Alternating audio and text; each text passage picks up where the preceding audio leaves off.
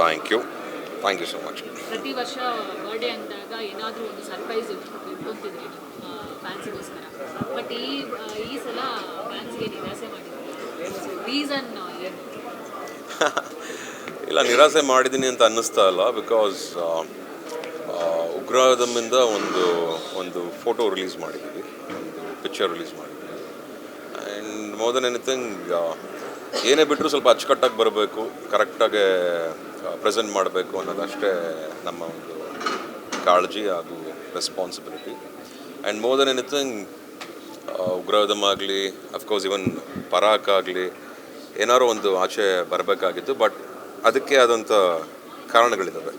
ಅದು ಬಿಟ್ಟರೆ ಬೇರೆ ಯಾವ ಉದ್ದೇಶವೂ ಇಲ್ಲ. ಸೊ ಅದೊಂದೇ ಕಾರಣದಿಂದ ಬಿಡೋಕ್ಕಾಗಲಿಲ್ಲ. ಬಟ್ ಆದಷ್ಟು ಬೇಗ ಒಂದು ಒಳ್ಳೆ ರೀತಿಯಲ್ಲಂತೂ ನಮ್ಮ ಉಗ್ರಯುಧಮ್ ಆಗಿರ್ಬೋದು, ಪರಾಕ್ ಆಗಿರ್ಬೋದು, ಬಟ್ ಇಮಿಡಿಯೇಟಾಗಿ ಉಗ್ರಯುಧಮಿಂದ ಅಂತೂ ದರ್ ಇಸ್ ಸಮಥಿಂಗ್ ಗುಡ್. ಅದನ್ನೆಲ್ಲ ನಿಮಗೆ ಮೆಚ್ಚುಗೆ ಆಗೋ ಥರ ಮಾಡ್ತೀವಿ ಅಂತ ಅಂದ್ಕೊಳ್ತೀವಿ. ಪ್ರತಿ ವರ್ಷ ಒಂದು ಹುಟ್ಟುಹಬ್ಬ ಅಂದಾಗ ಒಂದು ನಿರೀಕ್ಷೆ ಇದ್ದೇ ಇರುತ್ತೆ. ಸೊ ಈ ಸರಿ ಸ್ವಲ್ಪ ಅಭಿಮಾನಿಗಳಿಗಿದೆ, ಯಾಕಂದ್ರೆ ಕಳೆದ ವರ್ಷ ಬಗೀರ ಇತ್ತು. ಹೌದು, ನನಗೂ ಗೊತ್ತಿಲ್ಲಪ್ಪ ಯಾಕೆ ಹಂಗಾಯಿತು ಅಂತ. There is a reason behind everything actually.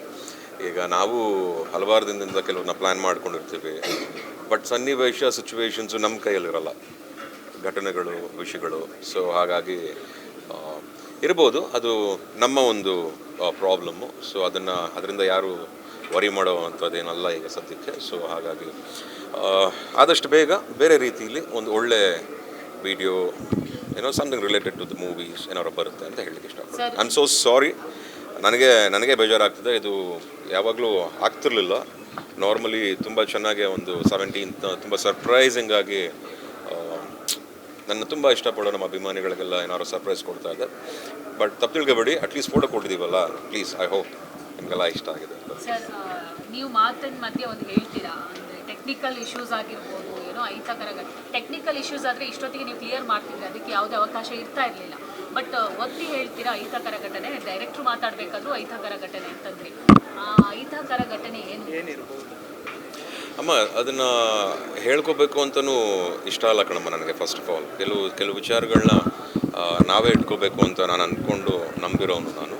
So ಹಾಗಾಗಿ ಆಮೇಲೆ ಏನೇ ಗ್ಲಿಚಸ್ ಅಂತ ಬಂದ್ರೂ ಸಮ್ಟೈಮ್ಸ್ ಔಟ್ಪುಟ್ ಕರೆಕ್ಟಾಗಿ ಬರೋವರೆಗೂ ಅಷ್ಟು ಸುಲಭವಾಗಿ ಬರೋಲ್ಲ, ಯಾವುದೇ ಸನ್ನಿವೇಶ ಆಗಿರಲಿ, ಯಾವುದೇ ಸಿಚುವೇಶನ್ ಆಗಿರಲಿ. ಸೊ ಎಲ್ಲದನ್ನೂ ಪರಿಗಣಿಸಿ ಎಲ್ಲದನ್ನೂ ಯೋಚನೆ ಮಾಡಬೇಕು ಅಂದರೆ ಕೆಲವು ವಿಷಯಗಳಿಂದ ಆಗಿಲ್ಲ ಅಂತ ಹೇಳಿದ್ರು. ಸರ್, ಈ ಸಂದರ್ಭದಲ್ಲಿ ಅದು ಕೇಳೋದು ಸರ್ ಗೊತ್ತಿಲ್ಲ. ಅಹಿತಕರ ಘಟನೆ ಅಂತ ಅಂದರೆ ತಿಳಿದಿರೋ ಮಾಹಿತಿ ಪ್ರಕಾರ ಸಹ ನಿರ್ಮಾಪಕರ ಮಗ ತೀರ್ಕೊಂಡಿದ್ದಾರೆ ಅಂತ ಕೇಳ್ಪಟ್ವಿ. ಯಾವ ಚಿತ್ರದ ಸಹ ನಿರ್ಮಾಪಕರ ಮಗ ತೀರ್ಕೊಂಡಿದ್ದಾರೆ? ಸಹ ನಿರ್ಮಾಪಕರ ಅಂತ ನನಗೆ ಗೊತ್ತಿಲ್ಲ, ನನ್ನ ಫ್ರೆಂಡ್ ಮಗ ಅಂತ ಅನ್ಕೋಬೋದು. ಸೊ ಹಾಗಾಗಿ KGF ಅಲ್ಲೂ ಕೂಡ ಅವರು ಇದ್ದಿರೋದ್ರಿಂದ ಅವರ ಹೌದು ಹೈದರಾಬಾದಲ್ಲಿ ನಡೆದಿರುವಂಥ ಘಟನೆ ವಿಚಾರ ಮಾಡಿ. ಹೌದು, is my dear friend. Basically ಒಂದೇ ಸರ್ಕಲ್ ಆಗಿರೋದ್ರಿಂದ it doesn't look great. And of course ಬಿಟ್ಬಿಡಿ ಅದನ್ನು, ಆ ವಿಷಯನ ಆ ಥರ ಮಾತಾಡೋದು ಬೇಡ. ಸೊ ಹಾಗಾಗಿ ನನ್ನನ್ನು ಅರ್ಥ ಮಾಡ್ಕೊಳ್ಳಿ ಸಾಕು. ಆದಷ್ಟು ಬೇಗ ಒಂದು ಒಳ್ಳೆ ವಿಚಾರದಲ್ಲಂತೂ ಸಿಗ್ತೀನಿ ಅಂತ ಹೇಳಕ್ಕೆ ಇಷ್ಟಪಡ್ತೀನಿ. ಓಕೆ ಸರ್, ಒಳ್ಳೆ ವಿಚಾರದ ಪರಬರಾದ್ರಿಂದ 2 ಸಿನಿಮಾ ಅನೌನ್ಸ್ ಆಗಿರುವಂಥದ್ದು. ಹೌದು, ಯೂಶಲಿ ಇವಾಗಿರುವಂಥ ಥಿಯೇಟರ್ ಸಮಸ್ಯೆಯಲ್ಲಿ ಸ್ಟಾರ್ಸ್ಗಳೆಲ್ಲ ವರ್ಷಕ್ಕೆ 1-2 ಸಿನಿಮಾ ಮಾಡಬೇಕು ಅಂತ ಹೇಳಿ. ಬಟ್ ನಿಮ್ದು ಆಲ್ಮೋಸ್ಟ್ ಅಲ್ಲಿ ಸಿನಿಮಾಗಳು ಲೇಟ್ ಆಗ್ತಿದೆ. ಅಟ್ಲೀಸ್ಟ್ ಈ ವರ್ಷ 2 ಸಿನಿಮಾ ಎಕ್ಸ್ಪೆಕ್ಟ್ ಮಾಡ್ಬೋದು, ಅಂದರೆ ಕಮಿಂಗ್ ಇಯರ್ 26. ಸರ್ ನಿಜವಾಗ್ಲೂ ಜೆನ್ಯೂನ್ಲಿ ಹಾರ್ಡ್ ವರ್ಕ್ ಅಂತೂ ಮಾಡ್ತೀವಿ 2 ಸಿನಿಮಾ ತರೋಕ್ಕೆ. ಎಲ್ಲ ಕೌಂಟ್ ಆಗುತ್ತೆ, ಸಿಚುವೇಶನ್ಸು, ಶೂಟಿಂಗು, ಡೇಟ್ಸು, ಆಮೇಲೆ ಪ್ಲ್ಯಾನಿಂಗು, ಸಮ್ಟೈಮ್ಸ್ ಮಳೆ, ಸಮ್ಟೈಮ್ಸ್ ಎಲ್ಲ ಸಿಚುವೇಶನ್ಸ್ನು ನೋಡ್ಕೋಬೇಕು. ಸೊ ಬಟ್ ಆದಷ್ಟು 2 ಸಿನಿಮಾನು 26ಅಲ್ಲೇ ಬರೋ ಹಾಗೆ ಪ್ಲ್ಯಾನ್ ಮಾಡ್ಕೋತಾ ಇದ್ದೀವಿ. ಸೊ ಹೋಪ್ಫುಲಿ ಇದಕ್ಕಿಂತ ಜಾಸ್ತಿ ಡೀಟೇಲ್ಸ್ ಕೊಟ್ಬಿಟ್ರೆ ನನಗೆ ನೆಕ್ಸ್ಟ್ ಪಬ್ಲಿಸಿಟಿ ಮ್ಯಾಟರ್ ಮಿಸ್ ಆಗ್ಬಿಡುತ್ತೆ. ಎರಡು ಸಿನಿಮಾಗಳಿಗೆಲ್ಲ ಸೈಮಲ್ಟೇನಿಯಸ್ಲಿ ಶೂಟಿಂಗ್ ಆಗ್ತಾ ಇದೆಯಾ ಅಥವಾ ಹೀಗೆ ಒಂದೊಂದು ಆದಮೇಲೆ ಒಂದು ಮಾಡ್ತಾ ಇದ್ದಾರೆ? ಇಲ್ಲ, that is purely left up to me. But actually ಎರಡರದ್ದು ಒಂದು ಟೆಸ್ಟ್ ಶೂಟ್ ಅಂತೆಲ್ಲ ಆಗಿದೆ. ಆ್ಯಂಡ್ ಉಗ್ರದಮ್ದು ತುಂಬ ಚೆನ್ನಾಗಿ ಬಂದಿದೆ, ಪರಾಗ್ದು ತುಂಬ ಚೆನ್ನಾಗಿ ಬಂದಿದೆ. And there is lot of things we are looking into. ಒಂದು 700 years ಬ್ಯಾಕ್ ಅಂದರೆ ಇನ್ನೊಂದು 50 years back. So 2 different shade ಇದೆ. ಆ್ಯಂಡ್ ಏನೋ ಒಂದು ಎಕ್ಸೈಟ್ಮೆಂಟ್ ಇದೆ. More than anything first time ಒಂದು ಪೀರಿಯಾಡಿಕಲ್ ಡ್ರಾಮಾ ಅಂತ ಮಾಡ್ತಾ ಇರೋದು. ಆ್ಯಂಡ್ ಅದರಲ್ಲಿ I thank my dear brother, my Puni, ನಮ್ಮ ನಿರ್ಮಾಪಕರು. I really thank them. Of course ನನ್ನ ಮಗನಿಗೂ ಖುಷಿ ಇದೆ, ಏನೋ ಮಗನೇ ಹಾಂ ಉಗ್ರಾಯುಧಂ ನನ್ನ ಮಗನಿಗೂ ಖುಷಿ ಇದೆ. So we working something. So ಉಗ್ರಾಯುಧಂಗೋಸ್ಕರ ತೀರ್ಥಹಳ್ಳಿನಲ್ಲಿ ಸೆಟ್ ಆಗ್ತಿದ್ದೀರಾ? ಹೌದು, ನಿಜ ನಿಜ ಚೆನ್ನಾಗಿ ನಡೀತಾ ಇದೆ. ಯಾವಾಗಿಂದ ಸರ್ ಶೂಟಿಂಗ್ ಸದ್ಯದಲ್ಲೇ ಹೋಗ್ತಾ ಇದ್ದೀವಿ. ಸರ್ ಮುಹೂರ್ತ ಸಂದರ್ಭದಲ್ಲಿ ಹೇಳಿದ್ರಿ, ಪ್ರಾಮಿಸ್ ಮಾಡಿದ್ರಿ ಪ್ರೇಕ್ಷಕರಿಗೆ. ಅಂದರೆ ನೀವು ಹೇಳ್ತಾ ಇದ್ರಿ ಪ್ರತಿ ಬಾರಿ ವರ್ಷಕ್ಕೆ 2 ಸಿನಿಮಾ ಮಾಡಲ್ಲ ಅಂತ, ಬಟ್ ನಾನು ಮಾಡ್ತೀನಿ ಅಂತ ಮುಹೂರ್ತ ಟೈಮಲ್ಲಿ ಹೇಳಿದ್ದೆ. ಬಂಡೆ ಮಕ್ಕಳ ಟೆಂಪಲಲ್ಲಿ ಹೇಳಿದ್ದೆ. ಹೇಳಿದ್ದೆ. ಸೊ ಅದನ್ನು 2026 ಕಂಪ್ಲೀಟ್ ಮಾಡ್ತೀರಾ, ಶೂಟಿಂಗ್ ಕೊಡ್ತೀರಾ ಅಭಿಮಾನಿಗಳ ಮುಂದೆ? ಬಹುಶಃ ಮಾಡ್ಬೋದು, ಆಗ್ಬೋದು. ಅಪ್ಪ ಇದು ಪಿಕ್ಚರ್ ಅಂದರೆ ಏನು ಗೊತ್ತಾ, ನಮ್ಮ ಕ್ವಾಲಿಟಿ ಔಟ್ಪುಟ್ಟು ನಾನೇನೇನೋ ಜನಕ್ಕೆ ಅಂತ ನಾವು ಕೊಟ್ಟಾಗ ನಮಗೆ ಫಸ್ಟ್ ತೃಪ್ತಿ ಆಗಬೇಕಮ್ಮ. ಅದು ಚೆನ್ನಾಗಿದೆಯಾ, ನಾನು ನೋಡ್ತಿರೋ ಚೆನ್ನಾಗಿದೆಯಾ, ನನಗೆ ಖುಷಿ ಕೊಡ್ತಿದ್ಯಾ, ನನಗೆ ತೃಪ್ತಿ ಆಗ್ತಿದೆಯಾ.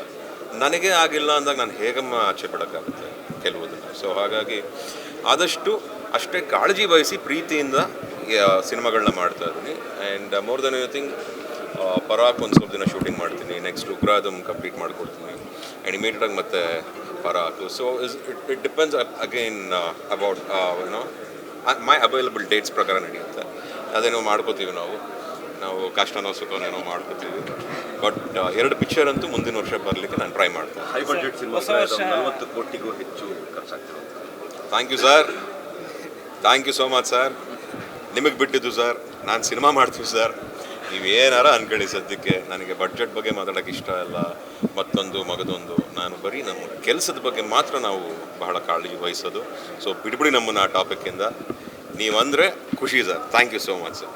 ನಾನಂತೂ ಹೇಳಿಲ್ಲ, ಬಡ್ಜೆಟ್ ಕೊಟ್ಟಿಲ್ಲ ನಿಮಗೆ, ಏನೋ ಅಷ್ಟೇ. ಸರ್ ಹೊಸ ವರ್ಷ ಜೊತೆಗೆ ನಿಮ್ಮ ಬರ್ತಡೇ, ಈ ವರ್ಷದ ಒಂದು ರೆಸಲ್ಯೂಷನ್ಸ್ ಏನಿದೆ? ಜಸ್ಟ್ ಸರ್ ನನಗೆ ರೆಸಲ್ಯೂಷನ್ಸ್ ಎಲ್ಲ ಗೊತ್ತಿಲ್ಲ ಸರ್. ವರ್ಷಕ್ಕೆ 2 ಸಿನಿಮಾ ಮಾಡೋದು ಅದೊಂದು ಇರ್ಬೋದು, ಅಚೀವ್ ಮಾಡ್ಬೋದು. ಇಲ್ಲ ಹಂಗೆಲ್ಲ ಏನೇನು ಲಾಕ್ ಆಗುತ್ತೆ ಬೇಡ. ಯಾಕಂದರೆ ಕರೆಕ್ಟಾಗಿ ಹೇಳಬೇಕು ಅಂದರೆ I like to be a better person from my previous year. ನಾನು ಯಾವಾಗಲೂ ಅದನ್ನೇ ನಂಬೋದು. ಈ ಹೋದ ವರ್ಷ ಏನಾರು ಗೊತ್ತಿಲ್ಲದೋ ಏನಾರು ತಪ್ಪು ಗಿಫ್ಟ್ ಮಾಡಿದರೆ ಅದನ್ನು ತಿದ್ದುಕೊಂಡು to be a better person, that is all I. Family ಕಡೆಯಿಂದ ಏನು ಗಿಫ್ಟ್ ಸಿಗ್ತದೆ? ಏನು ಗಿಫ್ಟ್ ಸಿಗುತ್ತೆ ಫ್ಯಾಮಿಲಿಯಿಂದ? ಅವ್ರ ಬೈಯೋದೇ ಒಂದು ಪ್ರೀತಿ, ಬೈದ್ರೆ ಸರ್ ಬೆಳಗ್ಗೆ ಹೊಗಳೋದೇ ಒಂದು ಪ್ರೀತಿ. ಅಮ್ಮ ಏನಾದ್ರು ಬಟ್ಟೆ ಗಿಟ್ಟೆ ಚೆನ್ನಾಗಿಲ್ಲ ಅಂದರೆ ಬೈತಾರಲ್ವಾ, ನಾವೊಂದು ಸೆಲೆಕ್ಟ್ ಮಾಡ್ಕೋತೀವಿ, ಅದು ಒಪ್ಕೊಳ್ಳಲ್ಲ. ಸೊ ಹಾಗಾಗಿ ಫ್ಯಾಮಿಲಿ ಇಸ್ ಬ್ಯೂಟಿಫುಲ್. ನನ್ನ ಹೆಂಡತಿ, ನನ್ನ ಮಗಳು ಸ್ವಲ್ಪ ಪಜಾರಿ, rowdy. So it's good. Thank you so much for asking. Thank you sir.